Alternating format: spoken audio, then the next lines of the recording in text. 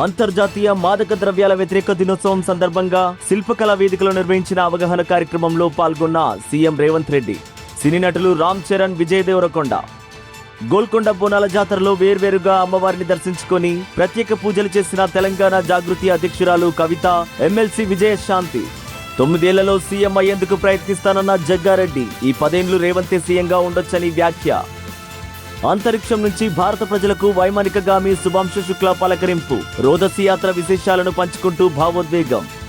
రంగారెడ్డి జిల్లా కొండకల్లో యువతి హల్చల్, రైలు పట్టాలపై కారును తీసుకువెళ్లి సిబ్బందిని పరుగులు పెట్టించిన లక్నోకు చెందిన రబికా సోని. హిమాచల్ ప్రదేశ్లోని కులు జిల్లాలో ఆకస్మిక వరదలు, ఉప్పొంగుతున్న నదులు, స్తంభించిన జనజీవనం.